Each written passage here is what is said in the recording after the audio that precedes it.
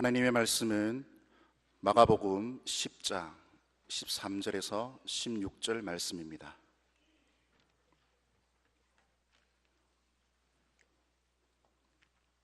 봉독해 드리겠습니다. 사람들이 예수께서 만져주심을 바라고 어린아이들을 데리고 오매 제자들이 꾸짖거늘 예수께서 보시고 노하시어 이르시되 어린아이들이 내게 오는 것을 용납하고 금하지 말라. 하나님의 나라가 이런 자의 것이니라. 내가 진실로 너희에게 이르노니 누구든지 하나님의 나라를 어린아이와 같이 받들지 않는 자는 결단코 그곳에 들어가지 못하리라 하시고 그 어린아이들을 안고 그들 위에 안수하시고 축복하시니라. 아멘. 오늘은 어린이 주일입니다. 어린이 주일은 1856년 미국의 매사추세츠주의 어느 교회에서 6월 셋째 주일에 어린이를 위한 특별 예배를 드리게 된 데서 시작되었다고 합니다. 이것이 언론에 보도되어서 널리 퍼지게 되었습니다. 우리나라에서는 3.1 운동이 일어난 그 다음 해에 6월 둘째 주일을 한국교회가 꽃주일로 지켜오다가 3년 후부터 방정환 선생님의 노력으로 5월 5일이 어린이날로 정해지니까 그래서 우리 교회도 5월 첫째 주일을 어린이 주일로 지켜야 되겠다, 그렇게 작정을 하고 지금까지 지켜져 내려오고 있습니다. 어린이 주일을 제정하고 지키는 의미가 무엇이겠습니까? 보통 때는 못하는데 단 하루만이라도 어린이를 즐겁게 해주기 위함이다. 아닙니다. 오히려 어린이의 중요성, 어린이에 대한 평소의 우리의 생각들, 가치관, 우리의 태도, 이런 것들을 돌아보는 기회가 되었으면 합니다. 오늘 본문은 하나님의 나라에 들어가는 자, 곧 제자들이 갖추어야 할 신앙에 대한 예수님의 가르침입니다. 예수님은 마침 부모들이 어린아이들을 예수님께 데리고 오는 이 사건을 통해 가지고 제자들에게 신앙이 뭐냐, 이거를 가르치는 계기로 삼으셨어요. 더욱이 지금 십자가 고난을 당하기 위해서 예루살렘으로 가는 어간에 있습니다. 시간이 없습니다. 제자들 앞으로 차분하게 앉혀놓고 가르칠 수 있는 그런 시간이 별로 없어요. 제자들에게 제자도에 대해서 가르칠 기회가 별로 없었습니다.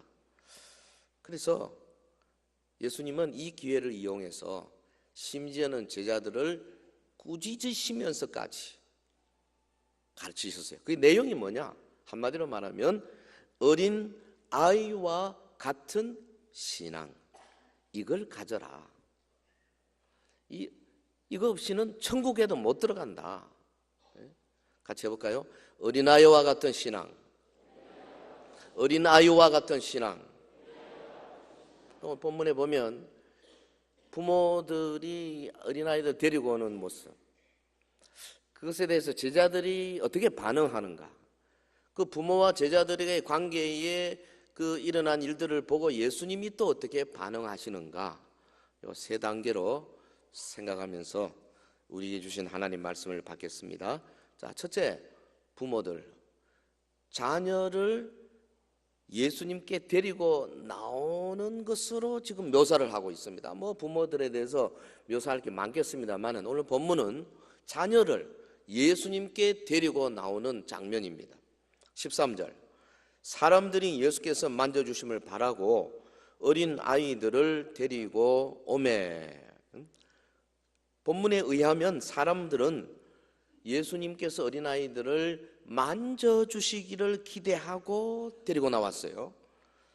다른 나라 사람도 마찬가지입니다만 유대인들 보면 자기 아이들을 당시 위인들에게 가서 만져주고 축복해주고 이걸 원하는 것이 인지상정이죠. 본문에도 보면 아이들을 예수님께로 데리고 오는 그 행렬이 거기 데리고 오매, 헬라어 원문에 보면 데리고 오매 계속입니다. 줄을 이었어요. 자꾸만 아이들이 온 거죠. 그리고 만져주다는 말은 단순히 쓰다듬어 주는 정도가 아닙니다. 이거 특별한 의미를 지닌 접촉 행위입니다. 그러니까 여기서는 16절에 언급한 것처럼 축복을 주는, 문자를 쓰면 축복 시어에 관련된 행위입니다. 사람들은 자기 아이들이 복 받는 일에 열심히 했어요. 이 아이들이란 말 헬라 말로 파이디아인데 이것은 대개 12살 정도까지, 어린애부터 한 그 정도, 우리 교회로 보면 유아, 유치, 유년, 초등 이 정도까지 해당된다고 생각이 됩니다. 사람들이 자녀를 데리고 예수께 나와서 복 받기를 바라고 있다. 여기에 우리가 주목해야 하겠습니다. 자녀가 잘 되고 복 받는 거 누구나 다 원하죠. 문제는 어디서 누구에게 복을 받느냐, 이 중요한 거죠. 예수님에게 나와서 예수님의 복을 받는 거, 이거보다 더 좋은 것이 없는 줄 믿습니다. 기복신앙이 아닙니다. 이것은, 이 기복신앙이라는 것은 복을 구하되 잘못된 대상에서 구하는 것이 기복신앙이에요. 그러나 예수님께, 복의 근원이신 예수님께 나와서 예수님의 복을 받는 거, 교회에 나와가지고 예수 이름으로 기도받고 복 받는 거, 이건 절대 기복이 아닙니다. 오히려 좋은 거죠. 주님이 주시는 복은 나 혼자 잘 먹고 잘 사는 복이 아니죠. 그 복 받아서 결국은 다른 사람을 위해서 사용합니다. 이타적 복입니다. 이 홍콩 사람들은 지금도요 굉장히 미신이 많다 그래요. 아주 현대화된 도시고 아시아에서는 아마 가장 문명 첨단을 걷는 도시 아닙니까? 우리 음향실 요거 모니터를 조금 더 올려주세요. 그 현대화된 도시에 살면서도 미신적인 것을 참 좋아한다 그래요. 예를 들면 복을 빌기 위해서 복을 상징하는 오렌지 복이 있다 생각하고 여기다 끈을 달아가지고 나무에다 던져가지고 요게 나무에 딱 걸리면 이게 복 받는다. 때로는 자기가 찾아오는 불운을 제거하기 위해서 신발 굽을 망치로 막 때리는, 그리고 신발 굽을 망치로 때려서 불운을 쫓아내는데 이것만 해주는 전문 직업인도 있어요. 아니 21세기에 최첨단을 걷는 문명사회가 왜 이렇습니까? 왜냐하면 이 물질 문명이 아무리 발달해도요 사람의 영혼이 고갈되고 우리의 마음이 허하기 때문에 못 벗어납니다. 그렇지 않습니까? 첨단을 걷는 무슨 산업 단지 혹은 큰 회사, 세계 최신의 기계를 들여다 놓고, 그것도 수십억 수백억짜리 기계를 들여다 놓고 다 정밀하게 다 설치한 다음에 마지막 하는 게 뭡니까? 돼지머리 잡아가지고 그것도 콧구멍에다가 돈수시에 넣고 막걸리 붓고 이 짓 한다고. 우리 한국 사람들이 보면 그 IT 산업의 그 최첨단의 기술적인 그런 거 갖다 놔놓고 그 앞에서 진짜 3,000년 전 4,000년 전 짓을 하고 있어요 지금. 왜? 우리 마음이 그렇게 허한 겁니다.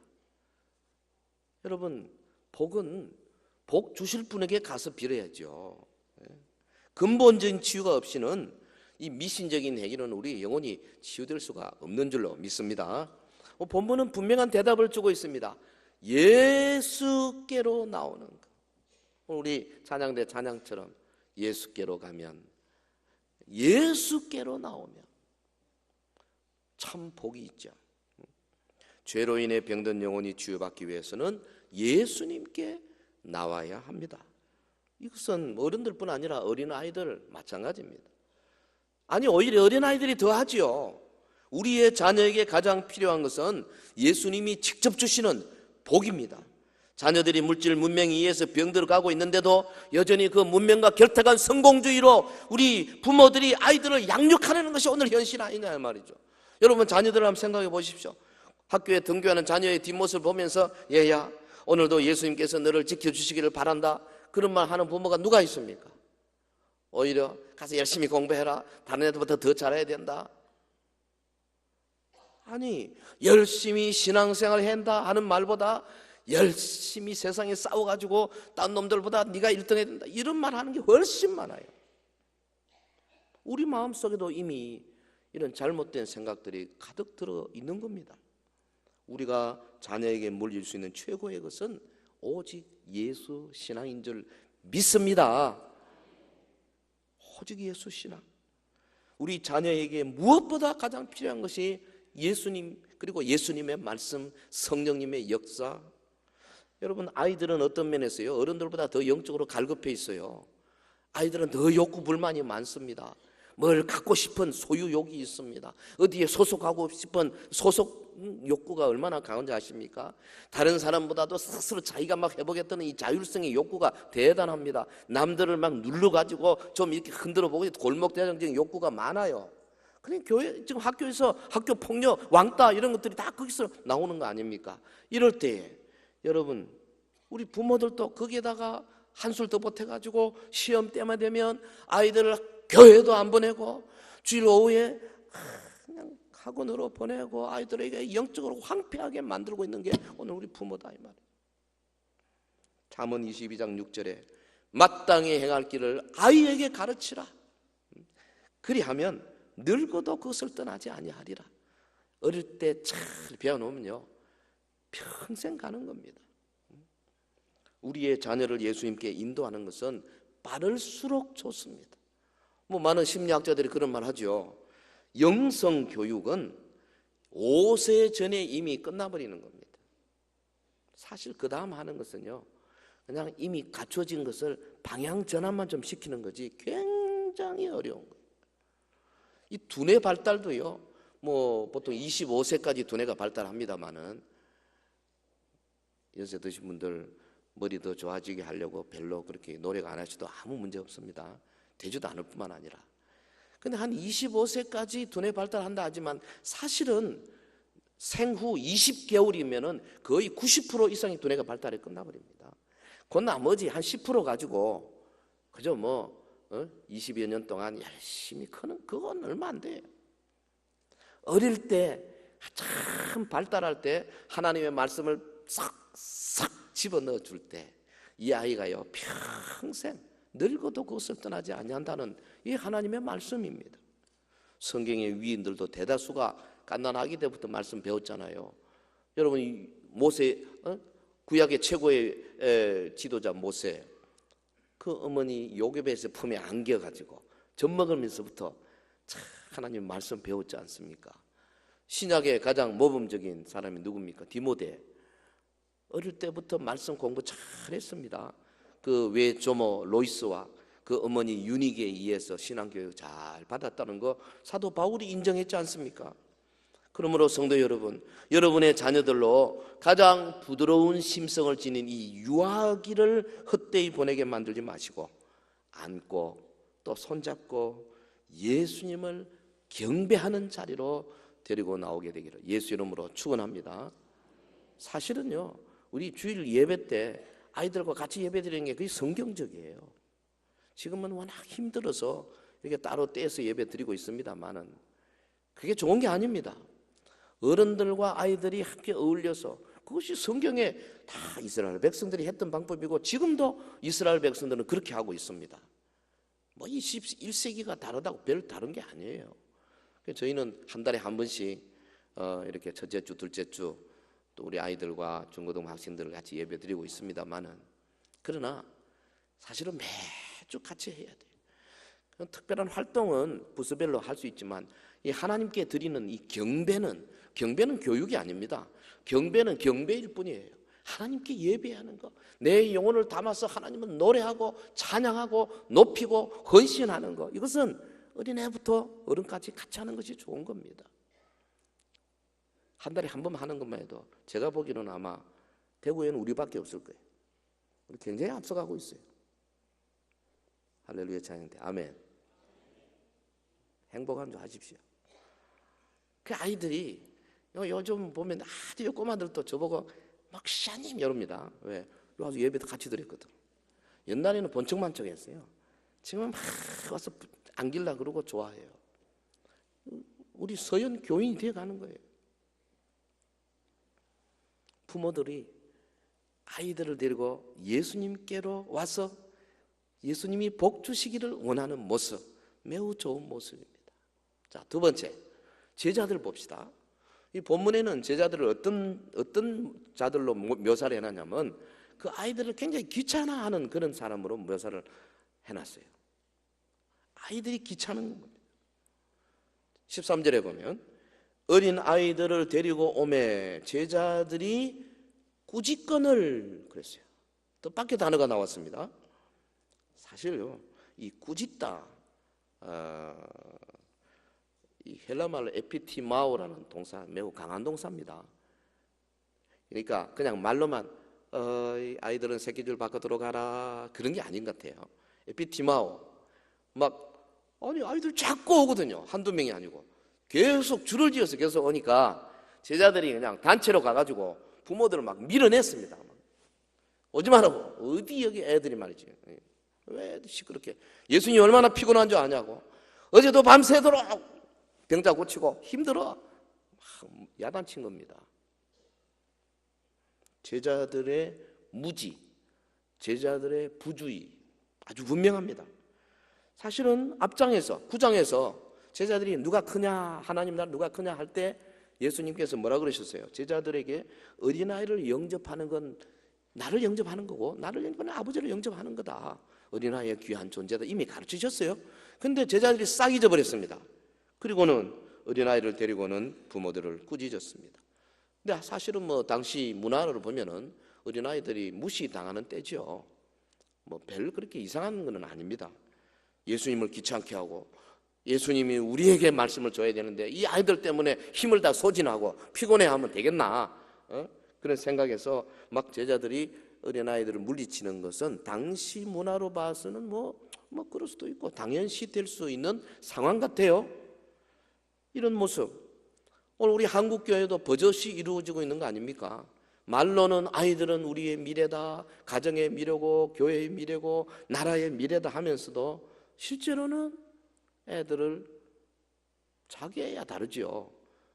막 떠들고 하는 것을 애물단지처럼 생각하고 귀찮아하고 그러지 않냐고요. 그래서 이 제자들은 솔직하게 자기 생각대로 막 떠밀었습니다마는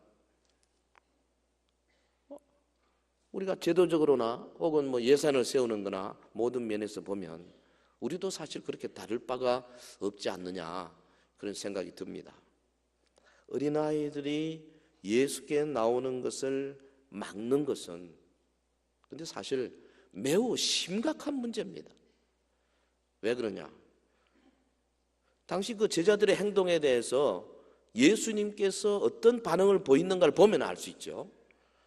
14절에 예수께서 보시고 노하시어 이르시되 어린 아이들이 내게 오는 것을 용납하고 금하지 말라. 예수께서 보시고 우리 영상은 왜 성경 구절을 안 주시나? 예수께서 보시고 노하시어 이르시되 어린아이들이 내게 오는 것을 용납하고 금하지 말라. 예수님이요 화를 내셨어요. 예수님은 좀처럼 화를 내지 않으신 분입니다. 근데 여기 노하시어 이 단어는 분개하다, 격분하다 이런 단어거든요. 그러니까 다른 복음서에서는 이 단어 잘 안 씁니다. 왜? 너무 심하니까. 예수님이 이 정도 분개, 격분. 근데 여기 마가복음은 인자로 오신 예수님, 아주 종으로 오신 예수님, 아주 인간미 있는 그런 예수님의 모습이 잘 보이잖아요. 그러니까 마음의 큰 고통, 슬픔, 분노, 이런 표현이죠.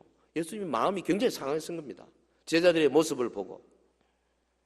이 단어 노아시어 언제 썼냐 하면 예수님이 외식하는 자들에 대해서, 위선 떠는 자들에 대해서, 또 성전을 더럽히는 자들에 대해서, 요즘 말하자면 교회를 더럽히고 교회를 분리하고 이런 자들에 대해서, 또 하나는 귀신들에 대해서 이 단어를 사용했습니다.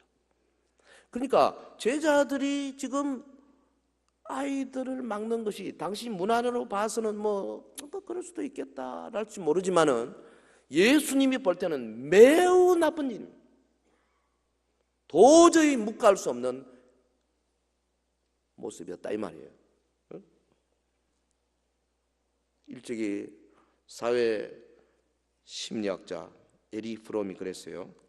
올바른 권위는 능력에 기초를 두고 있으며 그것에 의존하는 사람이 성장하는 데 도움을 준다. 그러나 그릇된 권위주의는 힘에 기초를 두고 그것에 종속된 사람을 착취한다.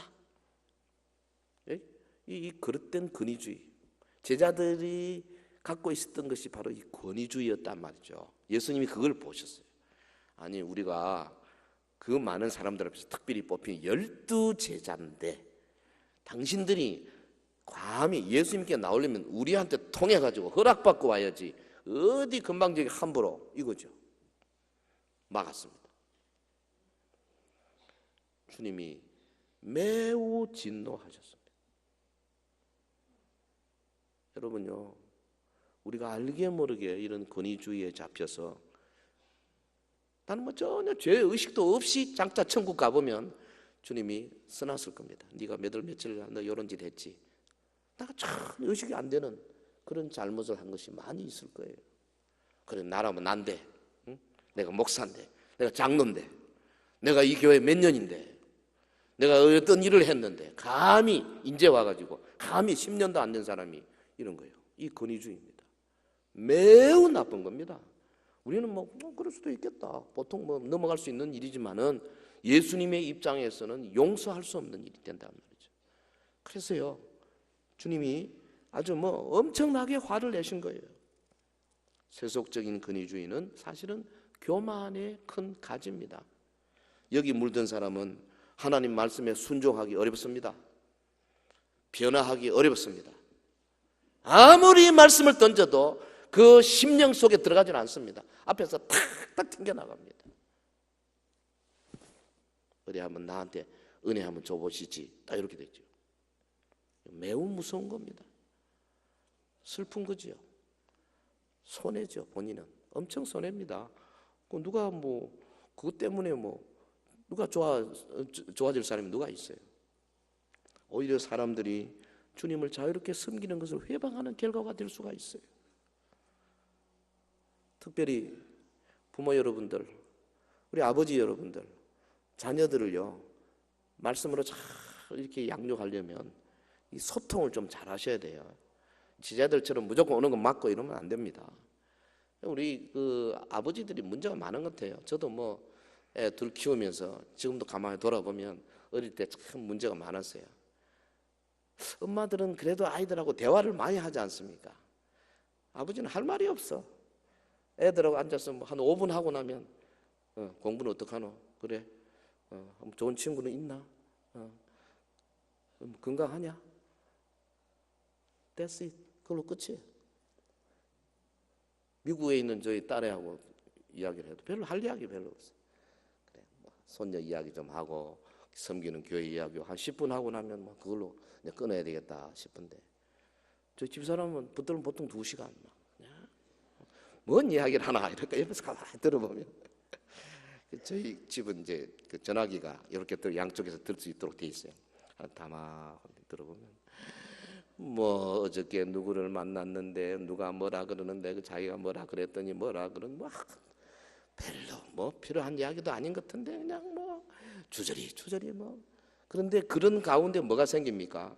서로 관계가 착 서지는 거죠. 서로 이해가 되고 사랑이 되고 나눌 게 있고 그렇죠. 근데 아버지들은 그게 잘 안 돼요. 그냥 누르려고 하면 시끄럽다, 귀찮다, 공부해라, 자라, 빨리 먹어라, 빨리 나가라. 이게 한 아이가 밤이 되어서 잠자리에 들었습니다. 아버지는 바로 방문 밖에 소파에 앉아가 신문을 보고 있습니다. 애가 아빠 왜? 나 목말라요. 아빠 나 물 한 컵 좀 갖다 주실래요? 야 임마 아까 들어가기 전에 마시지 그랬니? 지금도 불도 껐잖아. 한 5분쯤 지나서 애가 또 부릅니다. 아빠 왜? 목마른데 물 한 컵 갖다 주시면 안 돼요. 아까 안 된다고 말했잖냐? 한 번만 더 물으면 매 맞는다. 한 5분 또 지났습니다. 이놈이 또 부릅니다. 아빠. 어이 뭐 애가 자꾸 부르니까 아빠가 막 신경질이 났어요. 너 정말 왜 그러니? 아들이 정색하라고 이야기합니다. 아빠 나 때리러 오실 때 물 한 컵 갖다 주시면 안 돼요? 좋은 아버지 되기 힘들어요. 자녀 신앙 교육이 왜 안 되느냐? 평소에 대화가 없으니까 안 되는 거야. 정말 어려운 문제 생기면요, 이놈이 아빠한테 안 와요. 어디로 가? 엉뚱한데 친구한테. 친구가 뭐 가르칠 수 있습니까? 그 이상한 친구, 이상한 선배 만나가지고 엉뚱하게 빠진 애들이 많아요. 학교 폭력, 학교의 왕따 당해도 부모한테 말을 안 하는 거예요. 대여. 그리고 친구 사귀. 그래가지고 결국은 대구에서는 뭐 자살하는 애들 자꾸 생기잖아요. 여러분 청소년 자살률 1위가 청소년 사망률 1위가 자살 아닙니까? 이게 보통 일이 아니에요. 부모가 대화가 안 된다 그 말이에요. 소통이 안 되는 거예요. 여러분 소통하는 집에 무슨 평강이 있겠어요? 무슨 행복이 있어요? 없습니다. 신앙교육도 마찬가지예요. 우리는 우리의 자녀들이 마음껏 신앙생활을 할 수 있는 터전을 만들어줘야 합니다. 아이들이 예수님 안에서 비전을 찾고 평생을 주님 앞에 헌신할 수 있도록 우리들이 여건을 조성해 줘야 할 것입니다. 아이들이 정말 하나님을 만날 수 있도록, 아이들이 정말 영감 있는 예배를 한번 드려볼 수 있도록, 예배라는 게 이렇구나, 성도들이 함께 사도신경 암송하는 것이 이런 것이구나, 함께 주님을 찬송하는 기쁨이 이런 것이구나, 이거 한번 가르쳐 줘야 된다 이 말이에요. 근데 뭐 3, 40명 모여 앉아가지고 아이들 아무리 해도 그거 안 살거든요. 전 교회 함께 하나님을 예배하는 거 가르쳐 줘야 돼요. 아이들의 문화로, 아이들의 생각으로, 아이들의 눈높이로 하나님을 찬양할 수 있도록 열린 공간을 만들어주는 것이 우리 어른들이 해야 할 일일 것입니다. 제자들 오지 마라, 아이들은 새끼줄 바깥으로 나가라, 이거 안 됩니다. 애들은 뭐 좀 뛰는 겁니다. 애들은 머리도 염색도 하는 거예요. 애들은 뭐 청바지 구멍도 뚫는 거고, 애들은 원래 그런 거예요. 우리는 옛날에 안 그랬어요. 저희 때는 뭐 모자 쓰고 다닐 때 아닙니까? 모자 삐딱하게 쓰고 이거 팍 뜯어가지고, 그 다음에 후크도 쫙 풀어가지고 폼 잡고, 저도 그랬어요. 그래 그런 거예요. 그런데 옆에서 키워주고 밀어주고 하나님 앞으로, 예수님 앞으로 인도하는 그런 현명한 부모가 되기를 예수 이름으로 축원합니다. 자, 이제 세 번째, 예수님에 대해서 생각합시다. 예수님은 오늘 본문에서 어떻게 비춰지고 있느냐? 아이들을 안고 축복하시는 분이에요. 예수님 본문 16절에 그 어린아이들을 안고 그들을 위해 안수하시고 축복하시니라. 제자들의 잘못된 행동을 물리치시고 아이들을 안아주셨습니다. 손을 얹어 축복해 주셨습니다. 여기 안고라는 단어가 벌써 그냥 단순히 물리적으로 안을 뿐 아니라 마음에 이미 품으신 거예요. 이미 앞장에서 9장에서 어린 아이 하나를 데려다가 그들 가운데 세우시고 안으시고 제자들에게 이 어린아이 하나를 영접하고 나를 영접하라 말씀하시지 않습니까? 근데 본절에서는 여러 무리의 아이들이 예수님 앞으로 나왔을 때 하나하나 안아주시고 손을 얹으시고 복을 직접 주시는 그런 예수님의 모습입니다. 부모들은 그냥 안아주시기만 원했는데, 그냥 다 품에 하나씩 아주 정성껏 이렇게 복을 빌어주는 그 예수님의 모습 보고요, 얼마나 기뻐했겠어요. 본절의 말씀 다시 봅니다. 그 어린 아이들을 안고 그들 위에 안수하시고 축복하시니라. 뭘 축복했을까? 혼자서 곰곰이 생각을 해봤어요. 예수님의 축복 내용. 목사도 예수님처럼 축복을 해야 될 텐데 아이들한테 뭘 축복하나? 이 아이가 자라서 돈 많이 벌어가지고 훌륭한 사회의 지도자가 되고 정치적으로 높은 사람이 되고 물질적으로 아주 풍성한 사람이 되고 이렇게는 안 하셨지 싶어요. 왜냐하면 그 다음 구절에 보면 하나님 나라라는 단어가 이렇게 딱 나오거든요. 예수님은 지금 마음 중심에 하나님 나라에 대한 관심이 가득하셨습니다. 14절 어린아이들이 내게 오는 것을 용납하고 금하지 말라. 하나님의 나라가 이런 자의 것이니라. 어린아이들이야말로 하나님 나라를 소유하기를 원하는 자들이 배워야 할 산 모델입니다. 그래서 제자들의 태도를 분하게 여기시면서 어린아이를 금하지 말라 그렇게 말씀하신 겁니다. 그리고 하나님 나라를 어린아이와 같이 받들지 않으면 결코 그곳에 들어갈 수 없다. 아주 명확하게 선언하셨습니다. 15절 누구든지 하나님의 나라를 어린아이와 같이 받들지 않는 자는 결단코 그곳에 들어가지 못하리라. 성도 여러분, 이 15절 우리 성도들이 평생 가슴 속에 넣어두어야 할 금과 옥조일 것입니다. 주님은 어린 아이들만이 지닌 공통된 선한 특성을 염두에 두고 말씀하신 거예요. 주님이 생각하시는 어린아이와 같은 신앙, 어린아이의 특성이 뭘까? 뭐 그렇게 어렵지 않습니다. 어린아이는요 뭐든지 잘 배웁니다. 이 백지장 같아가지고 가르치면 쏙쏙 집어넣습니다. 특별히 학교에서 선생님이 가르치는 것을 얼마나 잘 받아들이는지 몰라요. 선생님이 가르치는 게 사실은 성경에 말한 거 반대될 수도 있어요. 다윈의 진화론 같은 거 이런 거 가르치면 이 성경은 창조론을 가르치는데 저희 아들놈도 한 번은 저하고 부딪힌 적이 있어요. 초등학교 다닐 때인데 어느 날 와서 아빠 오늘 우리 선생님이 이거 하는데 그러면서 막 자랑을 하는데 가만히 보니까 다윈의 진화론에 약간 변경된 거더라고요. 그래서 내가 야 용이야 그거 학설이다 학설. 선생님이 말하는 것은 그냥 학설이다 이렇게 생각하고 진짜 진리는 아빠가 교회에서 말하는 그 진리다 이렇게 생각하니까 안 믿어. 아빠 말을 안 믿으려고 그래. 벌써 이 세뇌가 되는 거예요. 이 아이들은 잘 받아들이기 좋아해요. 새로운 거 쏙쏙 받아들입니다.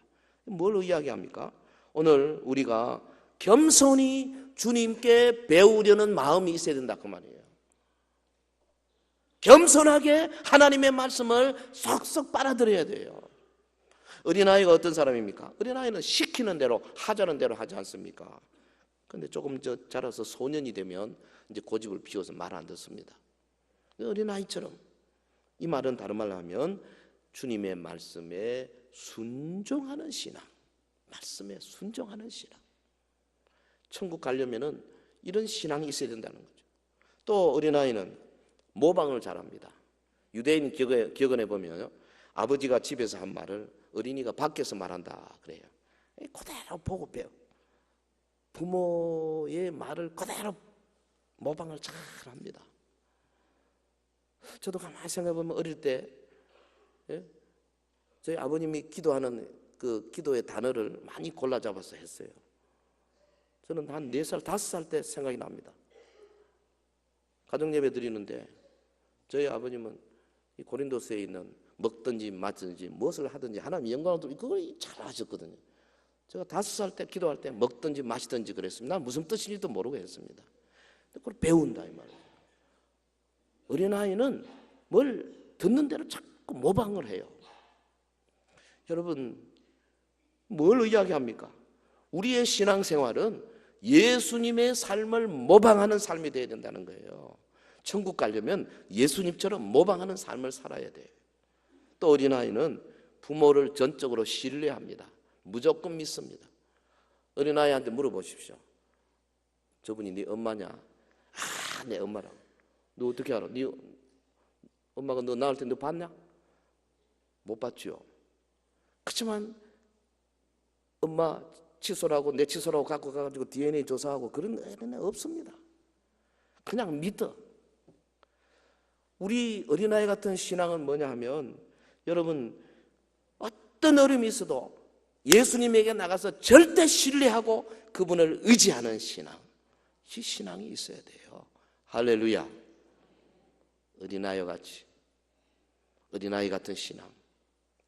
베드로전서 2장 2절에 갓난 아기들 같이 순전하고 신령한 저들을 사모하라. 이는 그로 말미암아 너희로 구원에 이르도록 하게 하려 함이라.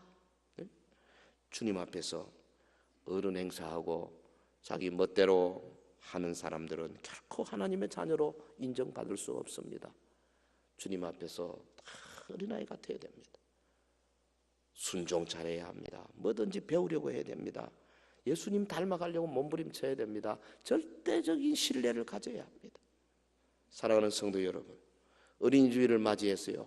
이 어린아이와 같은 신앙을 다시 한번 다짐하는 계기가 되기를 바랍니다. 그리고 어린이를 안고 안수하시고 축복하시는 예수님의 모습을 닮아가시기를 바랍니다. 어린이는 한 가정의 미래고 한 국가의 미래의 힘이 틀림없습니다. 오늘 학교 폭력, 왕따 문제, 청소년 비행, 청소년 문제로 그냥 날마다 신문 방송이 도배를 하고 있는데, 이게 다 누구 문제입니까? 어른들의 문제예요. 사실은 어느 길이 가장 옳은 길입니까?